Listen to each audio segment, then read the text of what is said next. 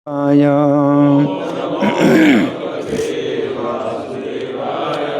नमो भगवते वासुदेवाय। ओम नमो भगवते वासुदेवाय। ग्रंथराज श्रीमद् भागवतम कितना स्कंद? स्कंद 4, अध्याय संख्या 5, श्लोक संख्या 10। कहाँ है बोर्ड? अभी नहीं है तो इसमें लेट हो रहा है। तो मेरे पीछे बोलिए। यस्तंत काले व्युक्त जटा कलापः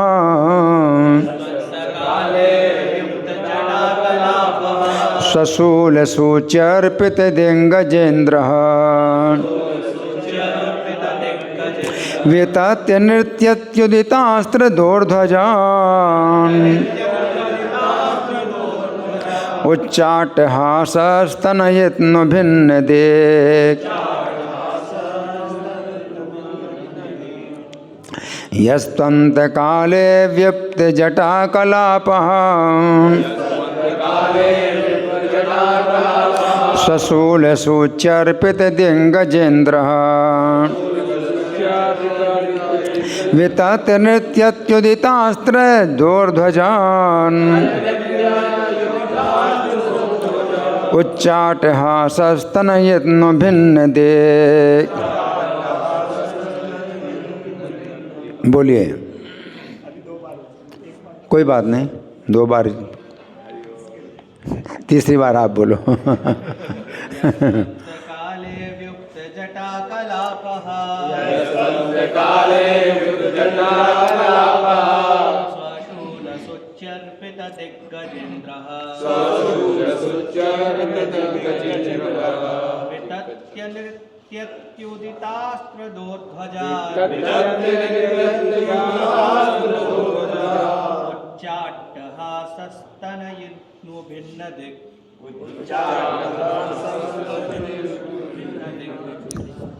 बिल्कुल सही, सही गाया।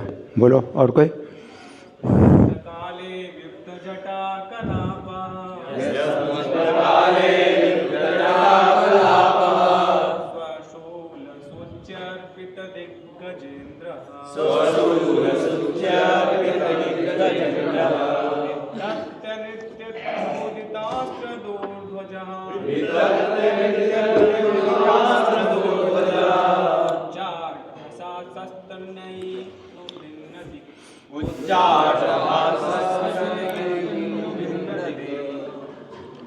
वैष्णव देवी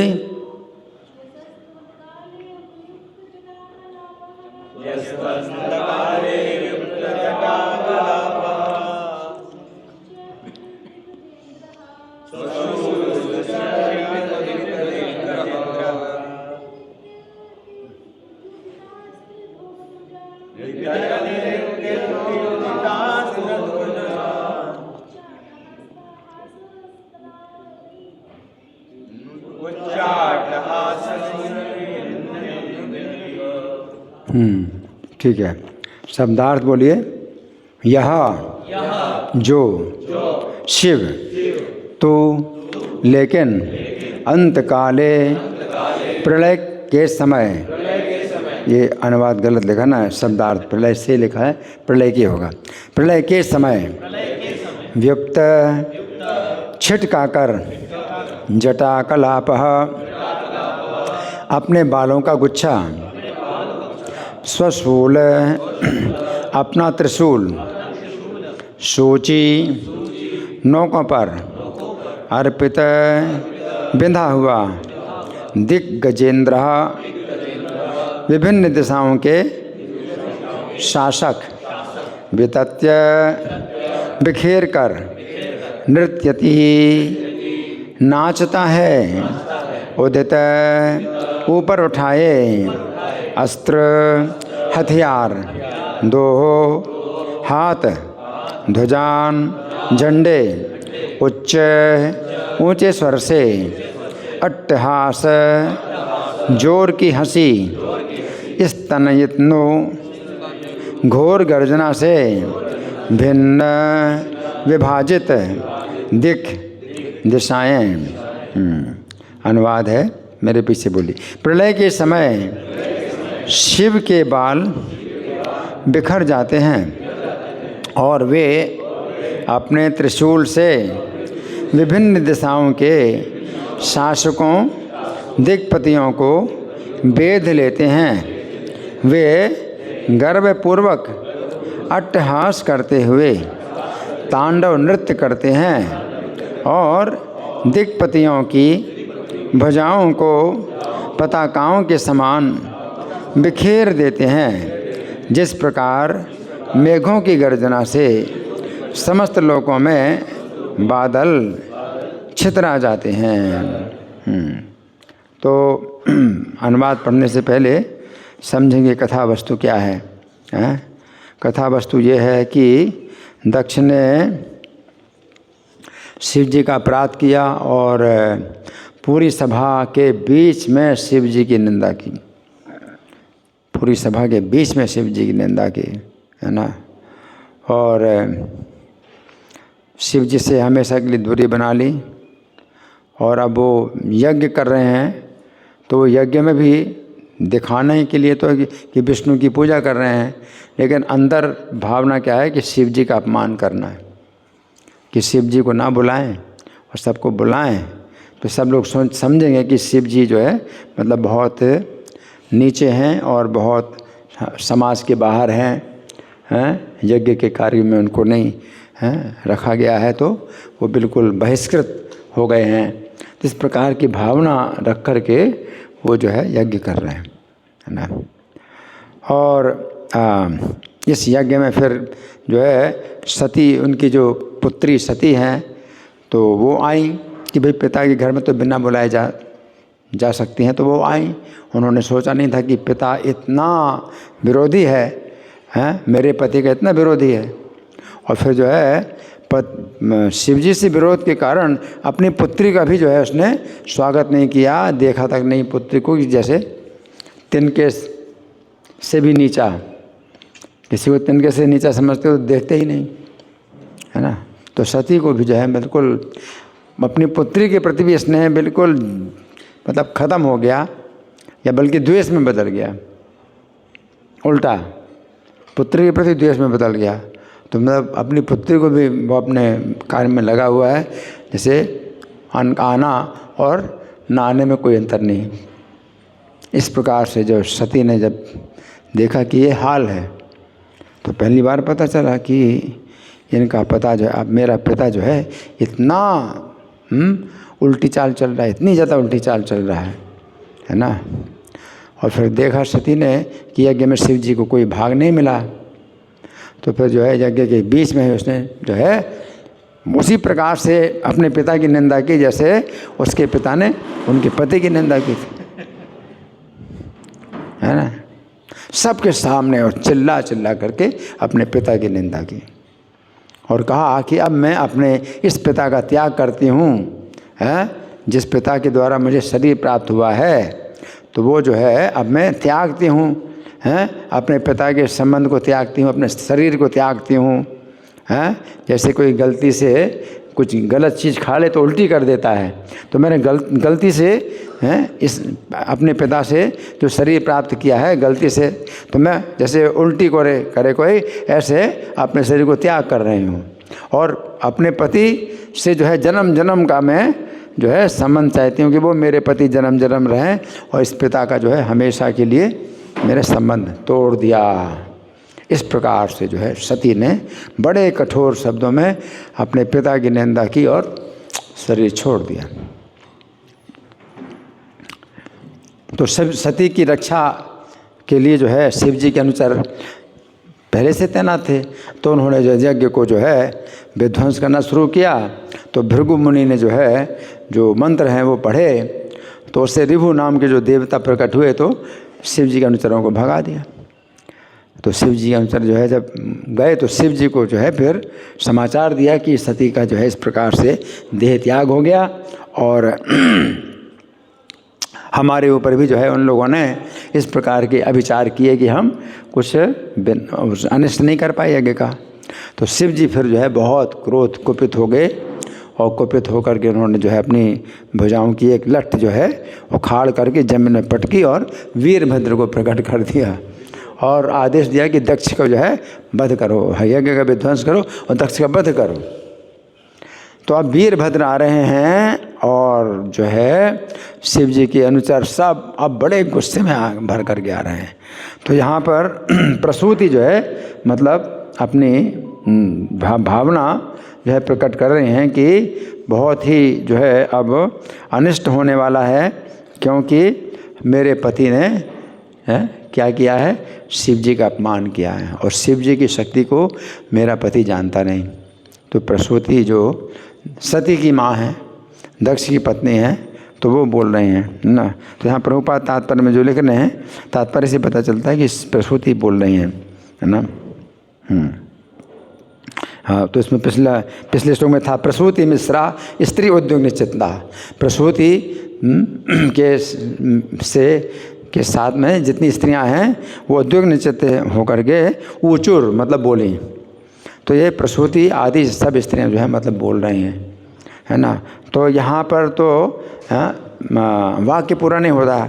यहाँ जो शिव जी ऐसे हैं, है ना, ऐसे शिव जी है ना। तो फिर अगले श्लोक में वो वाक्य पूरा होगा कि किम को पैतो विधातु को, कि अब जो है ब्रह्मा तक जो है इसको प्रदर्शन से नहीं बच सकते। किम को पैतो, कि माने कौन, कैसे हैं इन क्रोध से जो है इनके क्रोध से बच सकते हैं। तो श्लोक का अगला श्लोक से जो है वो वाक्य पूरा होता है कि ऐसे जो शंकर जी हैं तो किम को पैतो विधातु, तो कैसे इनके कोप से अब कल्याण हो सकता है, हमारा कल्याण कैसे होता है। तो स्त्रियां जो है इस प्रकार से बोल रही हैं, है ना। तो हम सुनेंगे प्रभुपाद तात्पर्य में क्या लिखते हैं। श्रील प्रभुपाद की जय। प्रसूति को अपने दामाद शिव की शक्ति का आभास था, अतः प्रलय काल में वे जो कुछ करते हैं उसका वे वर्णन कर रहे हैं। इससे संकेत मिलता है कि शिव की शक्ति इतनी अपार है कि उनके समक्ष दक्ष की कोई तुलना नहीं है। प्रलय के समय शिव जी अपने हाथ में त्रिशूल लेकर दिक्पालों के ऊपर नृत्य करते हैं और उनकी जटाएं उसी प्रकार बिखर जाती हैं जिस प्रकार बादल चारों ओर बिखर कर अखंड वृष्टि करते हैं। प्रलय की अंतिम अवस्था में सभी लोग जलमग्न हो जाते हैं और वो जल प्लावन शिव के नृत्य के कारण होता है। ये नृत्य प्रलय नृत्य कहलाता है। ये नृत्य कैसा कहलाता है? प्रलय नृत्य कहलाता है। प्रसूति की समझ में आ रहा था कि आने वाला संकट दक्ष द्वारा अपनी पुत्री के निरादर से ही नहीं वरन शिव की प्रतिष्ठा एवं सम्मान की उपेक्षा करने से उत्पन्न हुआ है। तो प्रसूति अंत में प्रभुपाद क्या लिख रहे हैं?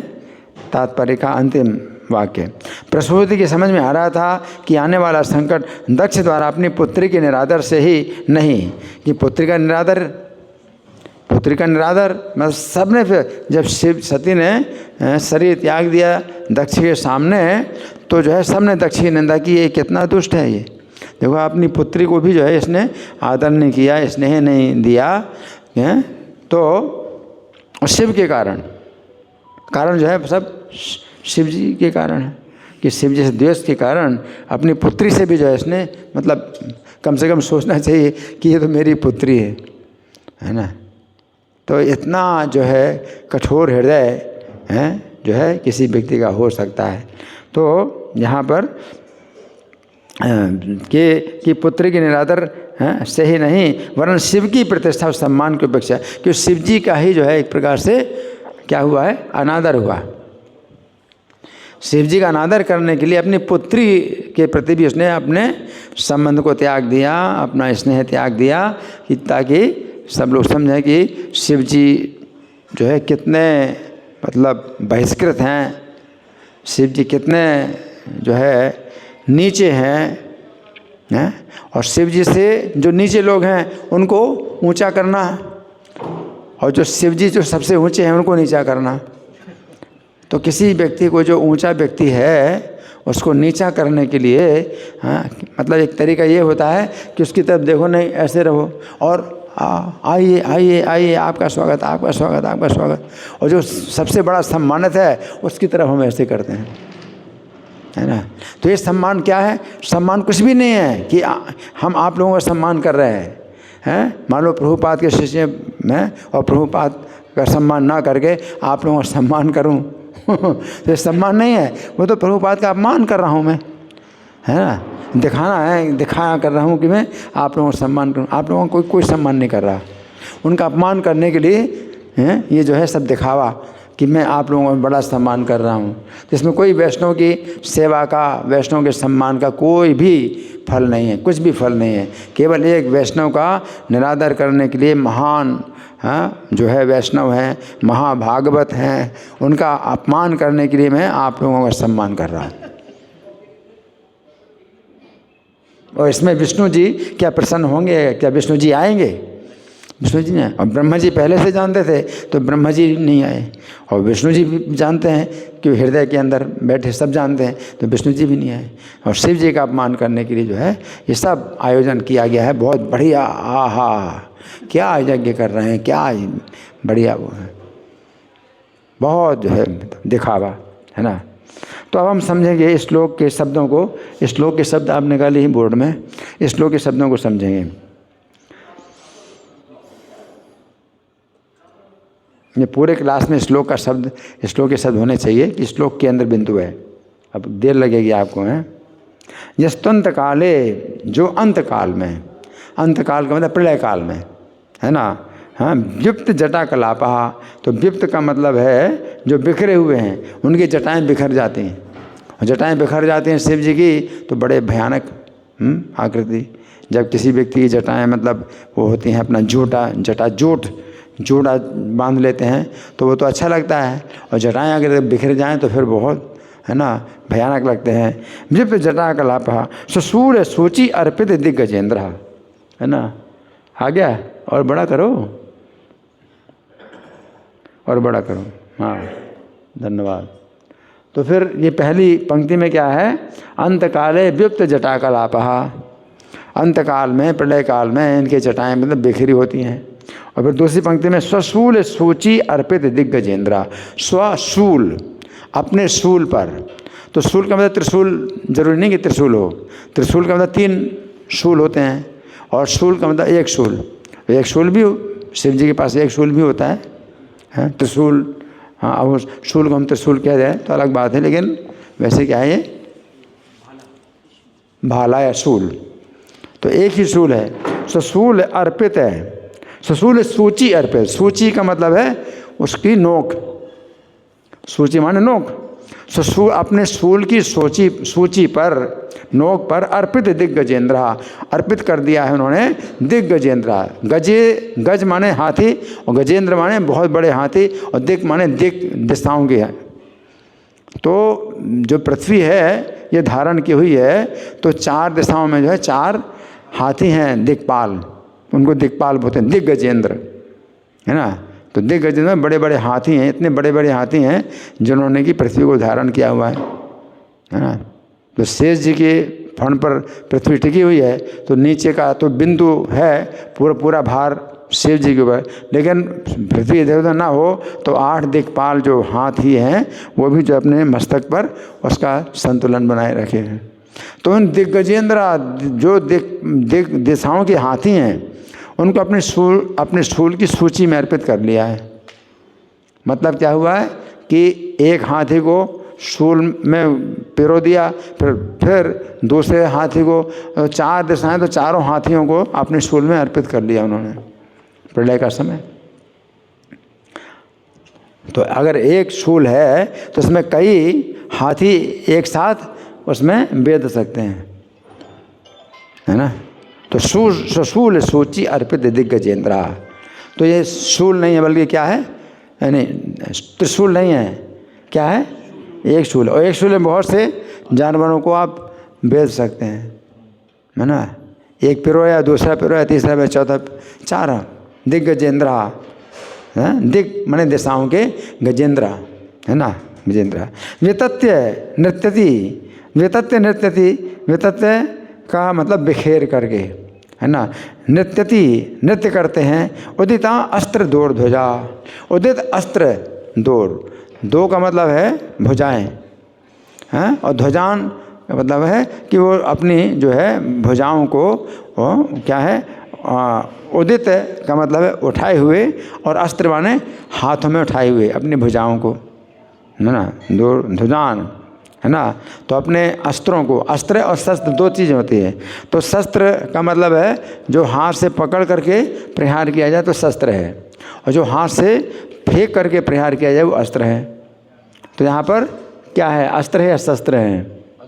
अस्त्र है। उदित अस्त्र दौड़ ध्वजान, तो फेंक करके शूल को जो है अस्त्र भी और शस्त्र दोनों के रूप में प्रयोग कर सकते हैं। पकड़ करके भी मार सकते हैं और शूल को फेंक करके भी मार सकते हैं। गदा सामान्यतः शस्त्र है कि पकड़ के, लेकिन कभी फेंक करके भी मारी जाती है ना। तलवार है तो शस्त्र है, कभी कभी बहुत कम फेंक के मारी जाती है, नहीं तो ज़्यादातर तलवार शस्त्र का काम करती है। तो अस्त्र दौड़ ध्वजान, तो ये जो दो भुजाएं उनकी हैं, या दो भुजाएं नहीं या कई भुजाएं भी प्रकट कर लेते हैं। प्रलय काल के समय शिव जी कई भुजाएं प्रकट करते हैं, और सब भुजाओं में क्या है, अस्त्र हैं। अस्त्र मतलब फेंक करके मारने वाले हथियार हैं, है ना। और ध्वजान, वो ध्वजा है उनकी, ध्वजा का मतलब जैसे ध्वजा पताका होती है ना, तो भुजाएं ही जो है अस्त्र अगर लिए हुए हैं तो वो पताका जैसी लगती है ना। पताका जैसे डंडा और इसमें पताका, तो जो अस्त्र हैं उनके हाथ में वो एक प्रकार से पूरा ध्वजा बन जाता है। हाथ में अस्त्र लिए हुए हैं तो पूरा ध्वजा, तो ऐसे कई ध्वजाएं हैं उनकी, ध्वजान, है ना। और उच्च अट्टहास, उच्च अट्टहास माने बहुत ऊंचे स्वर में अट्टहास कर रहे हैं। अट्टहास मतलब बड़ा भयानक हंसी कर रहे हैं। इस तरह इतने भिन्न दिख, और जैसे घोर गर्जना, अट्टहास से जो है जिनकी घोर गर्जना होती है उससे मानो जो है सब दिशाओं को भी क्या कर दिया है, विदीर्ण कर दिया, सब दिशाओं को विदीर्ण कर दिया उन्होंने, है ना। तो ये जो है उनका शिव जी का पराक्रम। तो प्रसूति और जो अन्य स्त्रियां हैं वो कह रहे हैं शिव जी का इतना पराक्रम है और शिव जी का इतना अपराध हुआ, अब हम यज्ञ हमारा जो है कैसे संपन्न हो सकता है। स्त्रियां जो है इस प्रकार की चर्चा कर रही हैं, है ना। तो इस श्लोक का जो हिंदी पद्यानुवाद है वो मैं पढ़ के सुना रहा हूँ। संहार मूर्ति रुद्र के अनादर का परिणाम है ये, संहार मूर्ति शिव के अनादर का परिणाम है ये। काल की गति से ज्यों प्रलय काल उपस्थित हो जाए, काल की गति से ज्यों प्रलय काल उपस्थित हो जाए। निज जटाजूट फैला करके, निज जटाजूट फैला करके अस्त्र सुसज्जित भुजा फैला, अस्त्र सुसज्जित भुजा फैला। ऐसा ही इस पल भासे ज्यों तांडव काल का हो रहा, ऐसा ही इस पल भासे ज्यों तांडव काल का हो रहा। उनके शूल की नोक से महादिग्गज भी बिंध जाते हैं, उनके शूल की नोक से महादिग्गज भी बिंध जाते हैं। महाकाल के प्रभाव से नहीं कभी कोई बच पाते हैं, महाकाल के प्रभाव से नहीं कभी कोई बच पाते हैं। मेघ की गर्जन के समान भयंकर उनका अट्टहास हो, मेघ की गर्जन के समान भयंकर उनका अट्टहास हो। उस गर्जन से ऐसा लगे दिशाएं सभी विदीर्ण हो, उस गर्जन से ऐसा लगे दिशाएं सभी विदीर्ण हो, है ना। तो ये जो है शिव जी के पराक्रम की चर्चा कर रही हैं स्त्रियां, है ना। तो अब हम ये समझेंगे कि शिव जी जो है प्रलय काल में उनका जो है बहुत बड़ा कार्य होता है। शिव जी का प्रलय काल के समय बहुत बड़ा कार्य होता है। और प्रलय जो है 4 प्रकार की प्रलय होती हैं। कितने? 4 प्रकार की प्रलय। तो शिव जी 4 प्रकार की प्रलय करते हैं। पहली प्रलय है नित्य प्रलय, दूसरी नैमित्तिक प्रलय, तीसरी प्राकृत प्रलय और चौथी आत्यंतिक प्रलय। और भागवत महात्म्य में ये बताया गया है कि भगवान नारायण ने शिव और ब्रह्मा और विष्णु तीनों को श्रीमद् भागवत प्रदान की। तो शिव जी ने जब उनसे ये प्रार्थना की कि मैं 3 प्रकार की प्रलय तो कर सकता हूँ, 3 प्रकार की प्रलय। कौन कौन सी? नित्य प्रलय, नैमित्तिक प्रलय और प्राकृत प्रलय। 3 प्रकार की प्रलय तो कर सकता हूँ, लेकिन चौथी प्रलय करने की शक्ति मेरे पास नहीं है। वो क्या है? आत्यंतिक प्रलय, है ना। तो आप जो है कृपा करके मुझे ऐसी शक्ति दीजिए कि मैं चौथी प्रलय भी कर पाऊँ। तो भगवान नारायण ने शिव जी को श्रीमद् भागवत प्रदान की। तो श्रीमद् भागवत से शिव जी को चौथी प्रकार की प्रलय भी करने की शक्ति आ गई। अब 4 प्रकार की प्रलय हैं, इनको आप समझें। 4 प्रकार की प्रलय क्या होती है? तो पहली प्रकार की प्रलय नित्य प्रलय है। तो नित्य प्रलय इस भौतिक जगत में क्या है कि हर क्षण हो रही है, हर क्षण। जैसे नदी का पानी, आप देखते हैं नदी का पानी, है ना, तो पानी हमेशा बदल रहा है। नदी का पानी हमेशा बदल रहा है ना। तो लगता क्या है, नदी का मैं देख रहा हूँ, नदी है और पानी, नदी में पानी देख रहा हूँ, है ना। कोई ऐसे सोचते नहीं कि पानी हमेशा बदल रहा है, लेकिन है तो। उसी प्रकार से आपका शरीर, हमारा शरीर, सबका शरीर, हम देखते तो हैं कि भाई ऐसा ही है, ठीक है, ये शरीर है, ये हमारा, आपका शरीर है, लेकिन बदल रहा है, ये हर क्षण बदल रहा है, जिसको कि हम नहीं देख पा रहे। लेकिन प्रत्येक क्षण ये शरीर क्या हो रहा है? बदल रहा है? अगर बहुत गहराई से देखा जाए तो हमारा शरीर जो है बहुत तेज़ी से बदल रहा है ना। अगर ब्रह्मा जी की दृष्टि से देखा जाए, ब्रह्मा जी की दृष्टि, है ना, तो ब्रह्मा जी का जो है, जो लोक है, वहाँ पर जो उनका जो दिन है, 12 घंटे का दिन है, वो यहाँ का सृष्टि काल कहलाता है। सृष्टि काल जो कि 1000 बार चारों युग बीत जाते हैं। 1000 बार चारों युग बीत जाते हैं तो 4 अरब 32 करोड़ साल जब बीत जाते हैं तो ब्रह्मा जी का 12 घंटा होता है। अगर इस तरह से निकालें हैं तो ब्रह्मा जी का 1 सेकंड में यहाँ के 1 लाख साल बीतते हैं। कितना? 1 लाख। और उनका 1 सेकंड में कितना? 1 सेकंड में यहाँ के 1 लाख साल बीतते हैं। तो अगर उनकी नज़रों से देखें तो हमारे कितने जल्दी से जन्म मरण हो रहे हैं। 1 सेकंड में 1 लाख बार, 1 लाख साल बीत गए, तो हम कितने बार जन्म ले चुके हैं उनकी नज़रों में 1 सेकंड में। नित्य प्रलय, इसको नित्य प्रलय कहते हैं। तो वो देख रहे हैं नित्य प्रलय। या स्वर्ग के देवता भी अगर देखते हैं तो उनको भी दिखाई पड़ता है। उनका जो है, जो एक दिन, जो 12 घंटे का एक दिन होता है, यहाँ उत्तरायण के 6 महीने होते हैं। उत्तरायण के 6 महीने हैं। तो अगर इस तरह से अगर देखा जाए तो उनका जो 1 मिनट है, 1 मिनट तो यहाँ के 6 घंटे के बराबर है। उनका 1 मिनट जो है यहाँ की 6 घंटे के बराबर है। तो वो भी देख सकते हैं कि हमारी आयु कितनी, मतलब थोड़ी है, हमारी आयु कितनी थोड़ी है। अगर इस तरह से देखा जाए तो 1 साल उनका 1 दिन रात हुआ, तो हमारे 100 साल, मान लो हमारे जीवन के 60 साल, हमारे 60 साल हैं, तो उनका कितना हुआ? 60 दिन। 60 दिन में हमारा क्या है? जन्म और मरण हो जाता है। 60 साल, 60 दिन उनके, 60 दिन में ही जन्म। तो हमारी आयु कितनी थोड़ी, तो वो भी देख पाते हैं। लेकिन ब्रह्मा जी देखते हैं कितनी तेज़ी से हम क्या हो रहे हैं, जन्म मरण, और क्या है ही कुछ नहीं, कुछ भी नहीं है जन्म मरण के सिवा, ये है ना। जैसे नित्य प्रलय कहते हैं, है ना। तो शिव जी जो है इस नित्य प्रलय को जानते भी हैं और वो जो है इसके कारण है।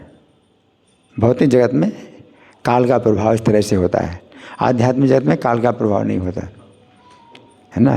तो नित्य प्रलय समझ गए? ठीक है, नित्य प्रलय है ना। और अब दूसरी है नैमित्तिक प्रलय। नैमित्तिक प्रलय होती है ब्रह्मा जी के दिन के अंत में, जब दिन के 12 घंटे बीत जाते हैं तो प्रलय होती है। और वो प्रलय का समय जो है चलता है 12 घंटे, उनकी रात, वो प्रलय का समय पूरा चलता है, प्रलय होती है ना। सृष्टि काल, हाँ, उनके दिन के 12 घंटे का होता है और प्रलय काल भी उनके 12 घंटे का होता है ना। तो सृष्टि, तो जब उनका दिन समाप्त होता है ब्रह्मा जी का, दिन समाप्त होता है, हैं, तो क्या होता है कि 100 साल तक पानी नहीं बरसता। क्या 100 साल तक पानी नहीं बरसता। अब शिव जी की क्या करते हैं, किस समय अपना काम करते हैं, वो आप समझो। अभी तो शिव जी का काम शुरू नहीं हुआ, अभी तो 100 साल तक पानी ही नहीं बरसा। और सूर्य की जो तेज बहुत, सूर्य का तेज बहुत बढ़ जाता है, सब पानी सूख जाता है। तो जितने प्राणी हैं सब एक दूसरे को खा करके नष्ट हो जाते हैं, है ना, सब नष्ट हो जाता है। और इसके बाद फिर जो है शेष जी जो नीचे हैं, पृथ्वी के नीचे हैं, तो शेष जी के मुखों से अग्नि निकलती है नीचे से, और शिव जी जो है इन लोगों को जो है अपने शूल से अग्नि उत्पन्न करते हैं, और सब जो है प्रलय काल की अग्नि जो है चारों तरफ। और शिव जी नृत्य करते हैं, उनके और भी जो 11 रुद्र हैं उनके विस्तार वो भी नृत्य करते हैं अपने शूल से, और सबको जो है नष्ट करते हैं। तो अग्नि वो शिव जी का कार्य होता है इस तरह से, है ना। ये जो पृथ्वी है ये जो है इतनी गर्म हो जाती है जैसे कि कंडा गर्म हो जाए तो एकदम लाल हो जाए, इस तरह से पृथ्वी हो जाती है पूरी, है ना। हाँ, तो इसके बाद जो है इसके बाद फिर मेघ शुरू होते हैं। तो शिव जी का इतना ही कार्य है। उसके बाद फिर मेघ आ जाते हैं, सांबर तक मेघ आ जाते हैं, वो फिर जो है वर्षा करते हैं, वर्षा करते हैं, प्रलय काल की वर्षा करते हैं, और फिर सब कुछ डुबो देते हैं। तो उस वर्षा में जो है अब कोई जीव नहीं होता है, जीव जंतु कोई नहीं होता, कि जीव जंतु सब तो नष्ट हो चुके हैं। अब प्रलय काल की वर्षा के द्वारा पूरी पृथ्वी जो है एक हो जाती है, मतलब पूरे 7 समुद्र एक हो जाते हैं, है ना। तो ये जो है प्रलय काल की, तो ये जो है प्रलय काल है। तो ये ब्रह्मा जी के दिन के अंत में इस प्रकार से प्रलय होती है, इसको नैमित्तिक प्रलय कहते हैं। हाँ, तो पानी रहता है, लेकिन पानी में कोई जीव जंतु नहीं रहते, क्योंकि जीव जंतु जो है सब जो है नष्ट हो चुके हैं पहले से। अब ये पानी जो रहता है, प्रलय काल का जल रहता है, तो इसमें जो है ब्रह्मा जी सोते हैं, और 3 लोगों का प्रलय होता है। 3 लोग का मतलब क्या है, अगर पृथ्वी और अंतरिक्ष और स्वर्ग, पृथ्वी अंतरिक्ष स्वर्ग 3 लोगों का, लेकिन अगर 3 लोगों को 14 लोगों में अगर विभाजित किया जाए, तो पृथ्वी के नीचे 7 जो बिल स्वर्ग हैं, अतल वेतल तलातल महातल रसातल पाताल, तो ये जो है 7 वो हो गए, और पृथ्वी 8वां हो गया है, और अंतरिक्ष 9वां हो गया, और स्वर्ग 10वां हो गया। तो 10 लोगों का प्रलय होता है, या 3 लोगों का प्रलय कहा जाए या 10 लोगों का प्रलय होता है। तो ऊपर के 4 लोग बचे रहते हैं, महरलोक और जनलोक, तपलोक, सत्यलोक, तो 4 लोग बचे रहते हैं, है ना। तो इस तरह से तीनों लोगों का प्रलय होता है, लेकिन ऊपर के 4 लोग बचे रहते हैं। तो 14 लोगों में अगर देखा जाए तो 10 लोगों का प्रलय हो जाता है, तो नैमित्तिक प्रलय है। फिर प्राकृत प्रलय क्या कहलाता है? हरि बोल, सुन रहे हैं? कौन को सुन रहे? हाथ उठाइए। क्या सुना बताओ? हरि बोल, क्या सुना? और कौन बताएगा क्या सुना? हाँ हाँ हाँ हाँ हाँ, तो हमने अभी नित्य प्रलय और नैमित्तिक प्रलय का वर्णन किया। अब प्राकृत प्रलय क्या है?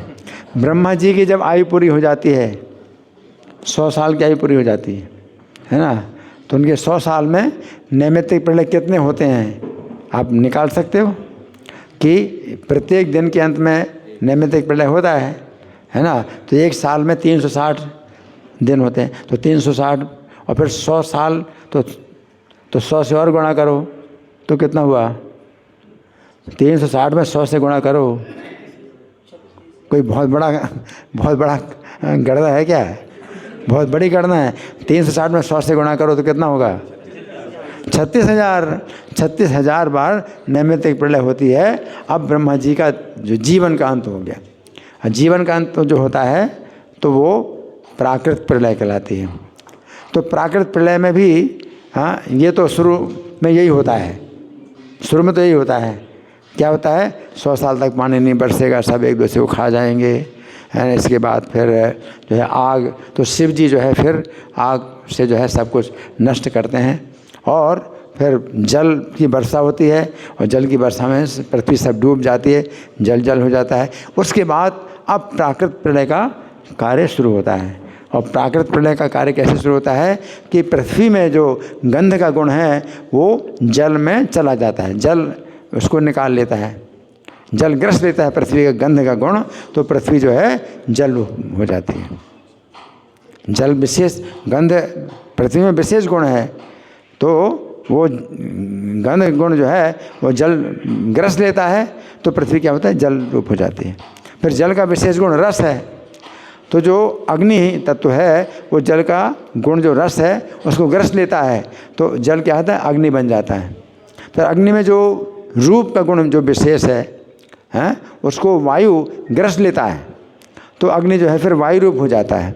फिर वायु में जो विशेष गुण स्पर्श है, तो आकाश उसका ग्रस लेता है, तो वायु फिर आकाश बन जाता है। स्पर्श नहीं है तो वायु आकाश बन जाता है ना। फिर आकाश को तमोगुणी अहंकार, इस तरह से राजस अहंकार इंद्रियों को हैं, और सात्विक अहंकार जो है अहंकार मन बुद्धि को ग्रस लेते हैं। इस प्रकार से भौतिक प्रकृति जो है ये प्रकृति तत्व ही बस रहती है।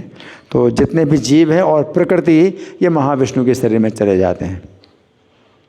तो इस तरह से तत्वों का भी प्रलय हो जाता है। अब पृथ्वी तत्व भी नहीं रहा, पृथ्वी तत्व जल तत्व बन गया, जल तत्व भी जो है अग्नि तत्व बन गया, अग्नि तत्व भी जो है वायु तत्व बन गया, वायु तत्व आकाश तत्व बन गया, और आकाश तत्व भी जो है फिर प्रकृति में सब एक हो जाता है। और ये सब जो ब्रह्मांड है ये खाली ब्रह्मांड हो जाते हैं, और महाविष्णु की श्वास के द्वारा उनके शरीर के अंदर जाते हैं और रोमकूप में चले जाते हैं, रोमकूप में विश्राम करते हैं। तो ये ब्रह्मा जी का जितना जीवन का समय है उतने समय तक वो प्राकृत प्रलय रहती है। और वो महाविष्णु की जो है वो एक क्या होती है, वो उसको निश्वास कहेंगे, निश्वसित काल, निश्वास और प्रश्वास। तो जब श्वास बाहर निकलती है तो ब्रह्मांड सब बाहर निकलते हैं, फिर ब्रह्मा पैदा होते हैं। ब्रह्मा जी के जीवन काल तक उनका होता है निश्वास, वो उसको निश्वास बोलते हैं, है ना। और जो अंदर जाती है उसको जो भी कहें वो जो है उतने समय तक महाविष्णु की श्वास अंदर जाती है। तो महाप्रलय का या प्राकृत प्रलय का समय होता है ब्रह्मा जी की आयु के बराबर। और ब्रह्मा जी की आयु आप निकाल सकते हैं, उनका 12 घंटे का जो दिन है 4 अरब 32 करोड़ साल का, तो 2 से गुणा करोगे तो पूरा दिन हो जाएगा। फिर 360 से गुणा करोगे तो 1 साल हो जाएगा। फिर 100 से गुणा करोगे तो जीवन काल आएगा। तो ये होता है 31 नील 10 खरब 40 अरब वर्ष। ब्रह्मा जी का जो जीवन काल है 31 नील 10 खरब 40 अरब वर्ष का होता है, और वो महाविष्णु की एक निश्वास काल होती है। ब्रह्मा जी ने श्वास निकाली तो ब्रह्मांड सब निकलते हैं बाहर, और वो ब्रह्मांड जो उनके रोमकूप में रहते हैं श्वास के द्वारा बाहर निकल जाते हैं। और फिर जब श्वास अंदर लेते हैं तो सब ब्रह्मांड जो है उनके शरीर से श्वास के द्वारा जाते हैं और रोमकूप में निवास करते हैं। और एक रोमकूप में भी ब्रह्मांडों की संख्या नहीं निकाल सकते कितने ब्रह्मांड एक रोमकूप में है। और फिर एक रोमकूप भी जो है हमारे शरीर में कितने रोमकूप हैं पता है? नहीं पता? 3.5 करोड़, 3.5 करोड़ रोमकूप हैं हमारे शरीर में। अगर उनके भी शरीर में 3.5 करोड़ अगर मान लो, तो ये 3.5 करोड़ रोमकूप में जो है ब्रह्मांड, और ब्रह्मांडों की संख्या जो है कितनी है, एक रोमकूप में कितने वो भी पता नहीं कितने। तो महाविष्णु का जो है ये महिमा है ना। तो शिव जी जो है मतलब कितना मतलब शक्तिशाली हैं। और दक्ष ने शिव जी को क्यों मतलब ये मान लिया कि मुझसे नीचे है, देखिए सीनियरिटी के हिसाब से सोचिए कि ब्रह्मा जी के सबसे पहले कौन पुत्र हुए, सब जो उत्पन्न हुए? 4 कुमार आपने मन से उत्पन्न किए, है ना। जब 4 कुमारों को आज्ञा दी कि सृष्टि उत्पन्न करो तो मना कर दिया उन्होंने, तो उनको जो है क्रोध आया, लेकिन क्रोध को रोकने की कोशिश की तो रोका नहीं, तो क्रोध से शिव जी को उत्पन्न हुए। तो 4 कुमारों के बाद शिव जी का जन्म हुआ है। और फिर बाद में ब्रह्मा जी के शरीर से और मन से 10 पुत्र हुए, जिसमें से दक्ष जो अंगूठे से, और गोद से नारद जी, है ना, और त्वचा से भृगु। इस तरह से ब्रह्मा जी के 10 पुत्र हुए। तो कितने पीछे शंकर जी से कितने जूनियर हैं? दक्ष कितने जूनियर हैं, है ना। लेकिन कारण क्या था कि दक्ष जो है अपने को शिव जी से बड़ा समझने लगा? इसका कारण क्या है, कौन बताएगा? कौन सी ऐसी बात हुई कि उसने अपने को जो है बड़ा समझ लिया और अपने को ज़्यादा सम्मानित समझ लिया और शिव जी को जो है नीचे समझने लगा? हाँ जी, प्रजापति की उपाधि मिली थी। हाँ चलो, ये भी एक कारण है। और दामाद, शिव जी दामाद बन गए। तो शिव जी दामाद बन गए तो वो अब वो सोचने लगा कि जैसे मेरी पुत्री है तो मेरे जो है मतलब शिष्य की तरह है, पुत्री की तरह है। तो शिव जी भी अब जो है मेरे पुत्र की तरह बन गए या शिष्य की तरह बन गए। अब ये तो मेरी शिष्यता को प्राप्त कर लिया। अब वो जो है अपने को अकड़ करके चलने लगा, है ना। अब जब सभा में आए सभापति दक्ष, सभापति प्रजापतियों के भी जो है सभापति आए, तो सब लोग खड़े हुए। तो ब्रह्मा जी नहीं खड़े हुए, ब्रह्मा जी बैठे रहे। तो ब्रह्मा जी तो पिता हैं और शिव जी ब्रह्मा जी के साथ बैठे थे। तो शिव जी को जो है देख करके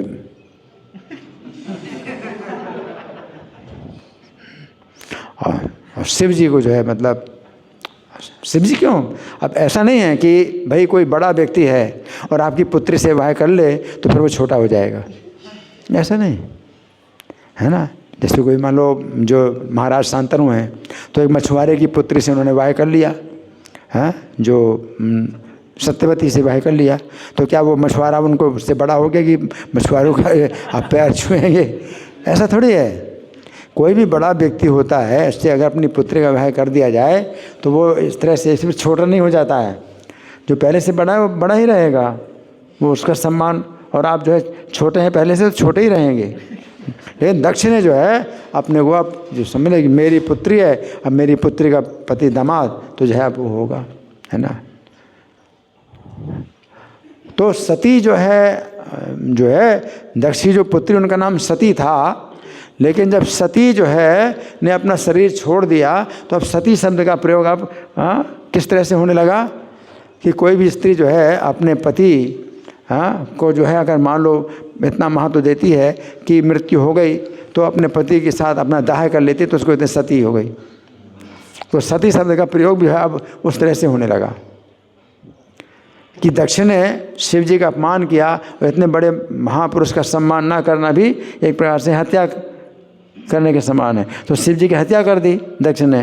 तो शिव जी की हत्या देख करके सती ने भी अपनी आत्महत्या कर ली, तो वो सती हो गई।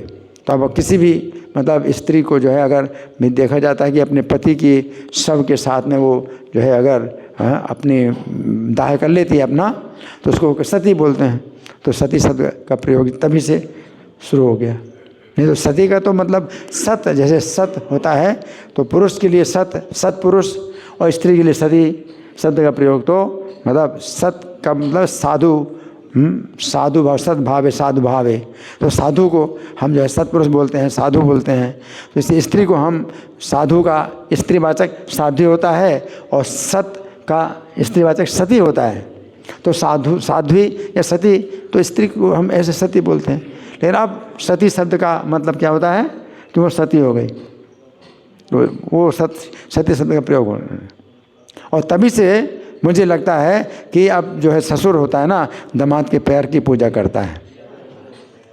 दामाद के पैर की पूजा, ये प्रथा भी हो गई कि ससुर जो है दामाद के पैर की पूजा करता है। ये कितने लोगों के यहाँ ऐसा है या देखा आप लोगों ने कि ससुर अपने पुत्र के भी पैर की पूजा करता है और दामाद के? हाथ उठाइए, कितने लोग जानते? हाँ, तो ये जो प्रथा है, अब प्रथा इसी तरह से चल गई।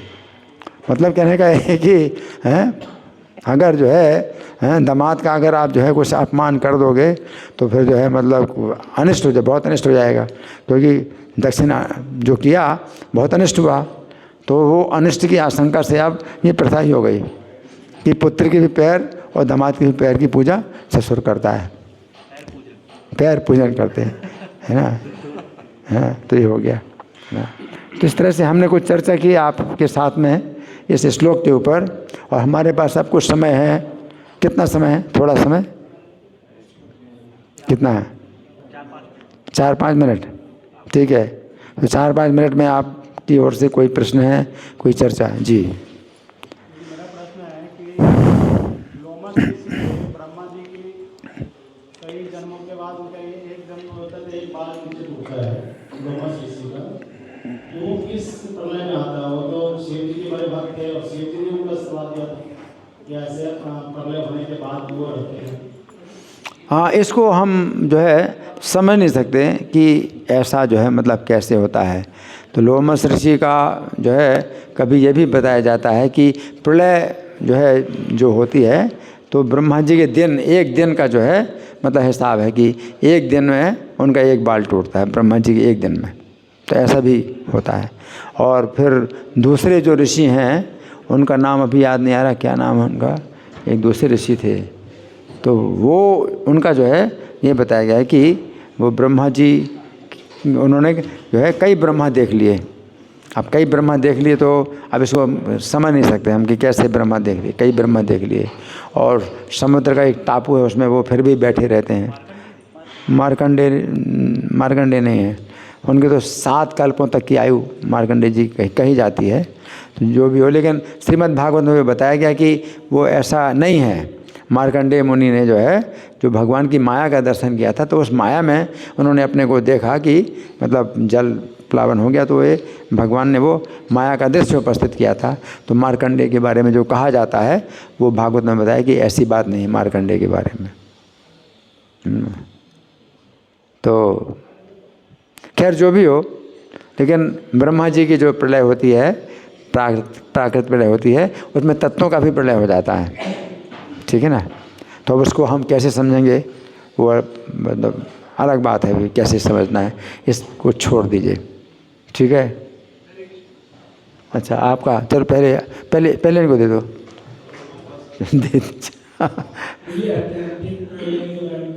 हाँ, मैं भूल गया, आत्यंतिक प्रलय। आत्यंतिक प्रलय जो है क्या है? ये आत्यंतिक प्रलय जो है वो है कि जो सायुज्य मुक्ति, जो 5 प्रकार की मुक्ति है, तो 5 प्रकार की मुक्ति में सायुज्य मुक्ति जो वैष्णवों के लिए नरक के समान है कि अपनी जो पहचान ही ख़त्म कर देना और ब्रह्म में मतलब लीन होना। तो ब्रह्म सायुज्य उसको बोलते हैं, या कैवल्य मोक्ष बोलते हैं। तो वो नरक के समान है वैष्णवों के लिए। लेकिन वो जो है सामान्य लोग उसको सोचते भाई ये सबसे बड़ी चीज़ है ना। तो 4 प्रकार की प्रलय में जो आत्यंतिक प्रलय है और 5 प्रकार की मुक्तियों में जो सायुज्य मुक्ति है वो एक ही है। इसलिए प्रभुपाद उसको बोलते हैं आध्यात्मिक आत्महत्या। आध्यात्मिक आत्महत्या, स्पिरिचुअल सुसाइड, कि आप जो है भगवान में ऐसे मिल जाएं कि मतलब जैसे पानी की बूंद है समुद्र में मिल गई। तो जो मायावादी लोग हैं इसको बहुत मतलब सम्मान देते हैं कि भाई ये मुक्ति जो है वो चाहते हैं। लेकिन वैष्णव लोग इस प्रकार की मुक्ति को नरक के समान मानते हैं, है ना। तो 4 प्रकार की प्रलय में शिव जी ये मुक्ति दे सकते हैं। बाकी 4 प्रकार की मुक्तियाँ तो विष्णु ही देते हैं। मुक्ति प्रदाता सर्वेशम विष्णुरेव संशया। तो 4 प्रकार की मुक्ति, सालोक्य और सामीप्य और सारष्टि और सारूप्य, ये 4 प्रकार की मुक्ति तो विष्णु ही देते हैं। और शिव जी जो है 5वीं प्रकार की मुक्ति भी दे सकते हैं। तो विष्णु 5 प्रकार की मुक्ति दे सकते हैं, शिव जी 1 प्रकार की मुक्ति दे सकते हैं। और वो 4 प्रकार की प्रलय में 1 प्रकार की प्रलय भी है। तो प्रलय ही समझो, क्या मतलब आप जो है उसमें मतलब मिल गए, एक हो गए, तो उसमें क्या मतलब उससे मतलब मिला आपको अपने व्यक्तित्व। तो प्रभुपाद तो ये कहते हैं कि वो स्थायी नहीं है।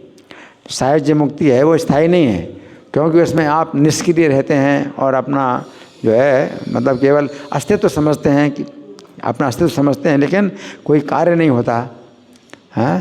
तो आरोह्य कृच्छेण परम पदम तथा पतंत्य दो अनादि स्मृतंग्रया। तो उस परम पद में, यानी उस साहिज्य मुक्ति में जो है पहुंच करके भी कोई व्यक्ति भगवान के चरण कमलों का आदर नहीं करता है तो फिर गिर जाता है नीचे, तो माया की सेवा में आ जाता है। क्योंकि जीव का स्वरूप है नित्यदास। अब अगर विष्णु कृष्ण का नित्यदास रहेगा, अगर नहीं स्वीकार करेगा तो माया का दास, तो बीच की कोई स्थिति है नहीं। तो साहिज्य मुक्ति जो है कोई स्थायी मुक्ति नहीं है, स्थायी मुक्ति नहीं, क्योंकि जीव का स्वरूप तो है कि वो कृष्ण का नित्य दास है, और कृष्ण का अगर दास नहीं बनता है तो माया का दास बनता है। तो उस क्रियाशीलता, जीव के अंदर क्रियाशीलता है, निष्क्रिय नहीं रह सकता। ठीक है ना। और एक और प्रश्न है। अच्छा, प्रलय में जो 100 साल जो होते हैं, किसके 100 साल होते हैं? 100 साल प्रलय के। हाँ, तो प्रलय के 100 साल मैंने बताया किसके, किसके 100 साल हैं? ब्रह्मा जी के। ब्रह्मा जी के 100 साल। ब्रह्मा जी का एक दिन कितना होता है? एक दिन में 1004 युग बीतते हैं, है ना। कलयुग है 4,32,000 साल का, द्वापर इससे 2 गुना, त्रेता इससे 3 गुना, सतयुग इससे 4 गुना, तो चारों युग मिला करके 10 कलयुग के बराबर होता है। 43,20,000 साल का 1000 से गुणा करो, 4,32 करोड़ साल हो जाएंगे, तो 12 घंटा हो गया। फिर 2 से गुणा करो तो दिन रात मिला करके एक दिन, फिर 360 से गुणा करो तो 1 साल हो गया, फिर 100 से गुणा करो तो ये ब्रह्मा जी की आयु होगी। ठीक है ना। मतलब ब्रह्मा जी की 12 घंटे के बाद नैमित्तिक प्रलय होती है, फिर वो 100 साल। वो ब्रह्मा जी का 12 घंटा है, 100 साल नहीं है ब्रह्मा जी का। ब्रह्मा जी का 12 घंटा है। ठीक है। और किसका प्रश्न था? किसने हाथ उठाया था? इधर बैठे थे ना कोई? वही प्रश्न था। अच्छा, आपका प्रश्न हो गया, एक ही प्रश्न। ठीक है, धन्यवाद। ग्रंथराज श्रीमद् भागवतम की जय, श्रील प्रभुपाद की जय। हरे कृष्णा।